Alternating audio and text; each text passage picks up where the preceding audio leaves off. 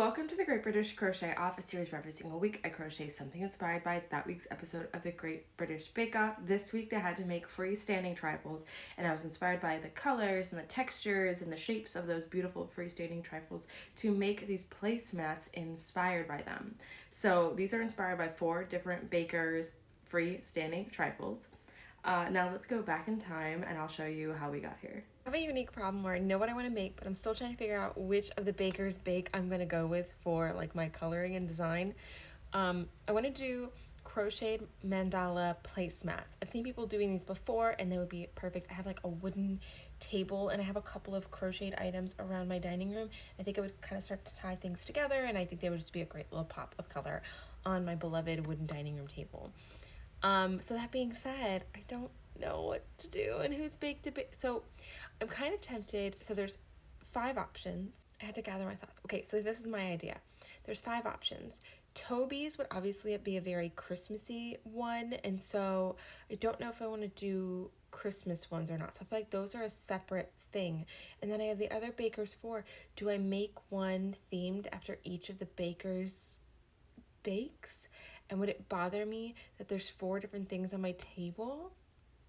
I also have a separate idea of something to do around Toby's bake, if I have time for that. I just get so many ideas sometimes that it becomes a problem. Absolutely must be saved for myself because I'm about to design 4 different placemats. But when it feels right, it feels right. So I'm just going to start at the beginning. This is going to be the color palette for Tom's. I might exclude this green here. I don't know if I want it or not.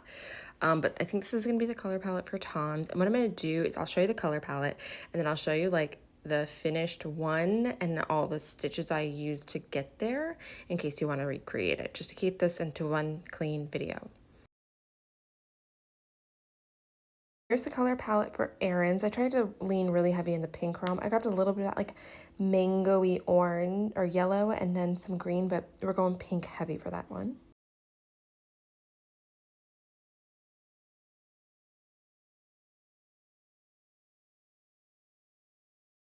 And here is the color scheme for Jasmine's. This one's gonna feel very disjointed because these are done already. But what I want to do is I have tons and tons of ends to weave in. And because the ends aren't woven in, they're a little bit disjointed. So I'm gonna weave the ends in. And then I'm gonna go through each one, which cake it was inspired by. And then I'm also gonna include a list of all the stitches I used to get there. I tried to include stitch counts in the beginning, but then it just got to the point where I couldn't like actually keep track of that and keep doing all these rounds. So I will have like I will have the list of stitches in the order that I did them, if for some reason you want to recreate these. All of my ends are woven in. I'm pretty happy with the joints here. I probably could have been a little bit neater, but it is what it is. So now what I'm going to do is I'm going to go through each of them, which cake they were inspired by, and then, well, I guess it wasn't a cake, it was a solid trifle tower, which dessert, which baker they were inspired by. While I get them set up for blocking. So this first one was Tom's, and I'm going to follow all these up with like a picture of them and then the list of stitches. I think this one might be my favorite one. I really love the way the colors came together. I really love the way the stitches came together.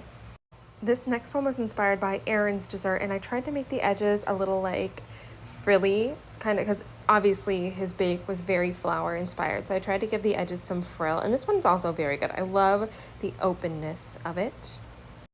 This one is Ian's, and I do feel like maybe I should have used a little bit more of a darker blue with this, but I'm also really happy with like how the shapes were represented in it. This is actually the right side up. I love this middle part here. With all of these, I tried to represent like the shapes in the cakes that I saw in the layers. I don't know if that came across or not, but it was a serious consideration of mine. I think this one's beautiful. I just don't know if I represented his cake as well as I wish I had. You guys can tell me. And this last one is Jasmine's. This one ended up the most different from what I had envisioned, but I trusted the process and I'm really happy with the way it came out. These are just fun to make. If you just want to like explore with some stitches and make, these would even just make like pretty things to hang on walls. This would be a fun thing to do, to just play with yarn. That's what this was for me. And here they all laid out for blocking. I didn't really feel the need to block the edges of a lot of these because I want them to kind of have that beautiful flippy edge so you could see it underneath the plate. And I'll show you with a plate over these when they're dried off. But I'm gonna leave these for until they're dry. They're quite wet right now. So let me block them, dry them. I mostly just wanted to kind of stretch out some of the work in the middle, and I feel like we're doing that right now. So here they are all finished, and I'll do like a picture at the end with them all on the table with plates on them. But I did take individual pictures, and that will follow with all the different stitches that I did for them. But I do think they're so pretty and unique, and just the most fun to make. It's so fun to just like free flow stitches. I just kept referring back to the original like trifle photos and then figuring out what stitch would match that next and just kind of going down the line like that. And it was a really, really fun way to work for this week.